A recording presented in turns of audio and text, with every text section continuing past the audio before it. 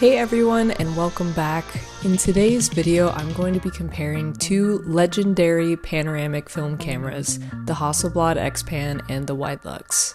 For those of you who are new to my channel, my name is Laura. I'm a freelance DP and photographer based in LA. I shot with the Widelux for the first time on a trip to New York, and I absolutely fell in love with it. Its panoramic format introduced me to a whole new way of seeing when I approach still photography. And because I love the panoramic format so much, I decided I want to see how it measured up to the most popular panoramic film camera, the Hasselblad X-pan. Does the X-pan really live up to the hype? Throughout this video, I took similar photos on each camera just so you could clearly see the differences. I shot on the same film stocks for each on both color and black and white film. I used Portra 400 and Acros 100. Throughout this video, I'll be talking about the 10 key differences for each camera, and in the end, I'll reveal how I really feel after using the Hasselblad X-pan and the Widelux firsthand, and if this camera is really worth its price tag. So with X-pan and Widelux in hand, I decided to take the train to Santa Barbara.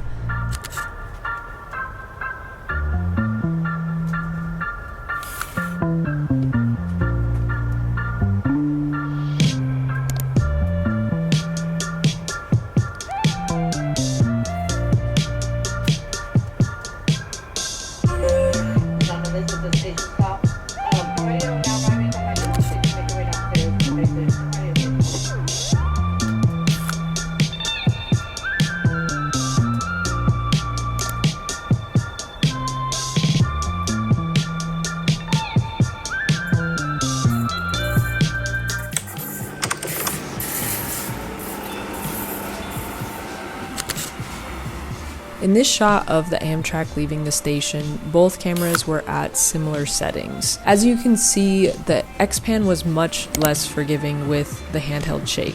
It looks quite jittery. The Widelux, on the other hand, looks really sharp, and because the lens is moving in the same direction as the Amtrak train, you get this sort of stretch effect. I think that this makes the motion look so much more unique and interesting on the Widelux.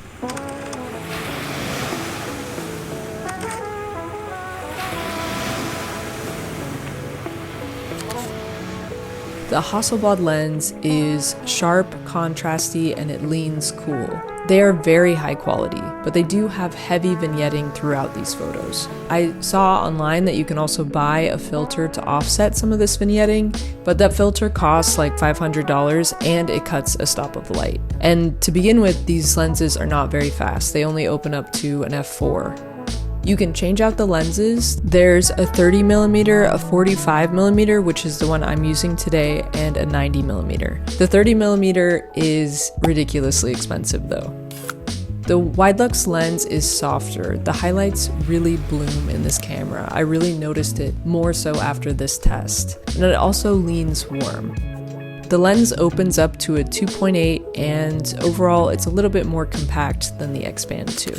Because it is a swing lens camera, it shoots from the center of the lens and the image is consistently sharp throughout. There's much less fall off at the edges unlike the X-pan.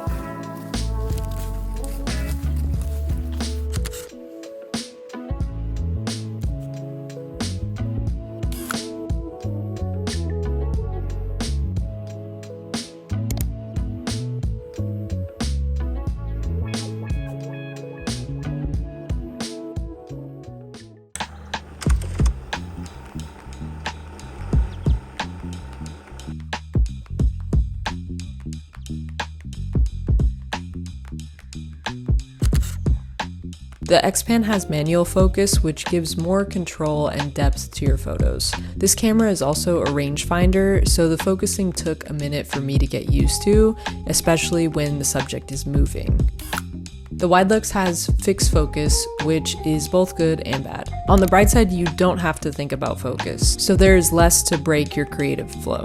This is especially helpful when you're just trying to capture quick moments. However, the minimum focal distance is quite far unless you stop down to an 8 or an 11.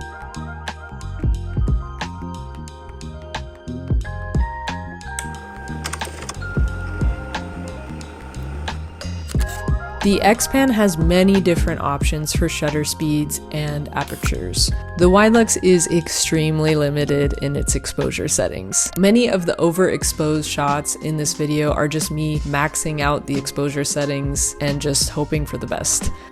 You definitely have to put thought into what kind of lighting conditions you will be shooting ahead of time. For example, I recently have been using 400 speed film for shooting during the day and more overcast situations so that I can still stop down and be able to get things closer to the lens in focus. Because of this, films with high dynamic range like Portra 400 are better suited generally for the Widelux. However, I have shot on this camera with slide film before, so it can be done.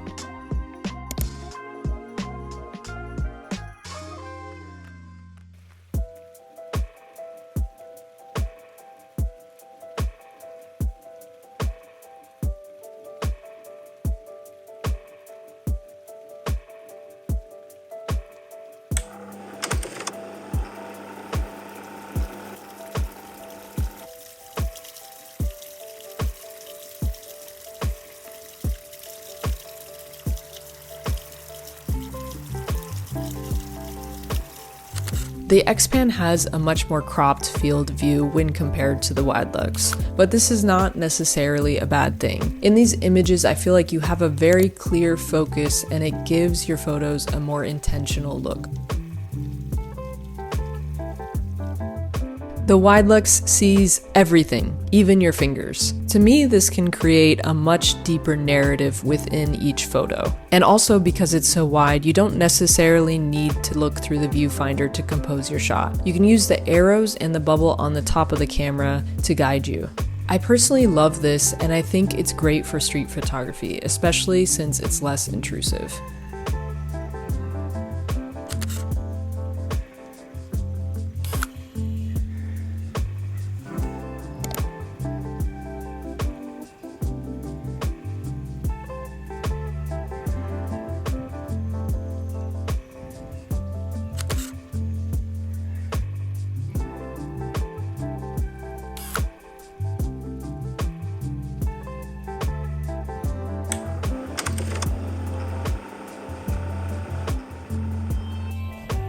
Rewinding on the X-pan is so easy.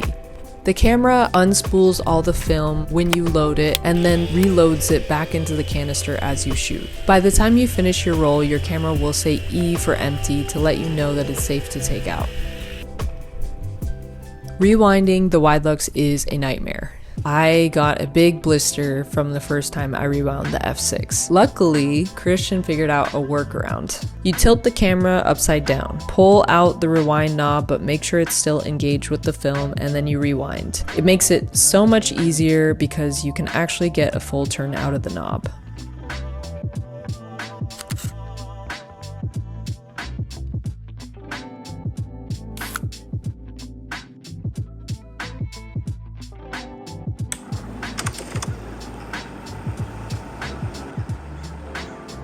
X-pan lenses are rectilinear, which means although they capture a wide field of view, there's very little distortion in the lens. On the Widelux, vertical lines remain straight, but horizontal lines can be bowed if the camera is off balance. This type of distortion is generally considered to be more pleasing to view just because it mimics more closely to human vision. Vertical distortion feels unnatural to us because of how we perceive gravity, but horizontal distortion creates a feeling of fluidity and movement. This is part of what makes the Widelux images feel so alive.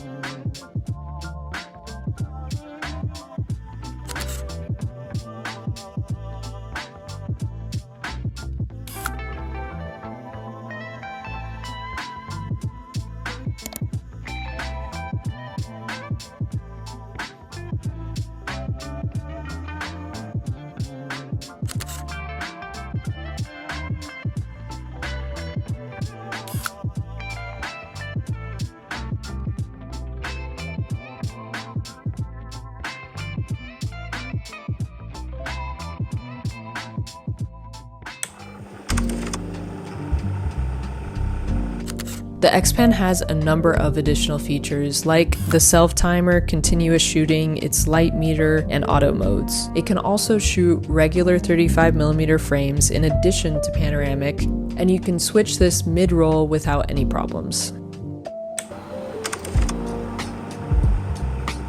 As nice as all those features are on the X-pan, they are completely useless if you don't have a battery. This is because the X-pan is a fully electronic camera. My battery was running low towards the end of the day, and it was mildly stressful because the winding, rewinding, everything is tied up in that battery. It also means the camera is harder to repair if it breaks. The Widelux, on the other hand, is fully mechanical. It's not dependent on batteries to work, and it's much easier to repair.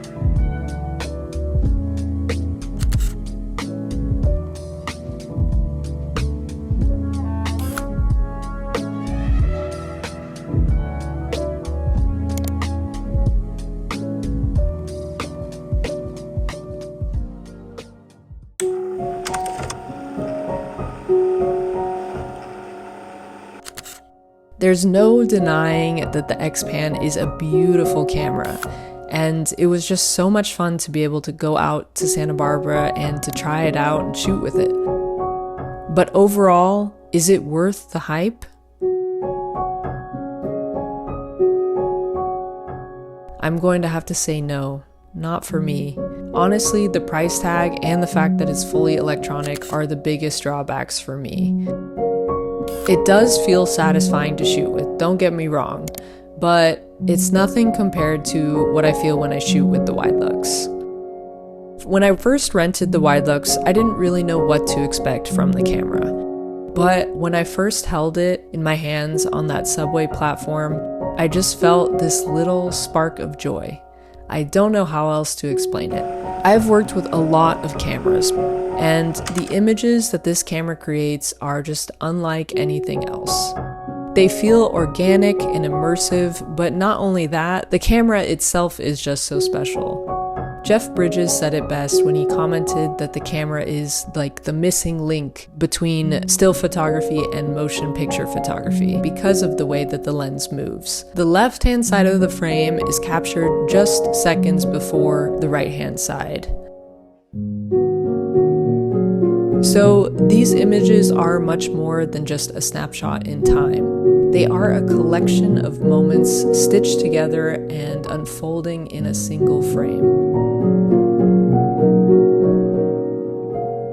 To me, there's a poetic aspect in the Widelux that just can't be replicated by most cameras.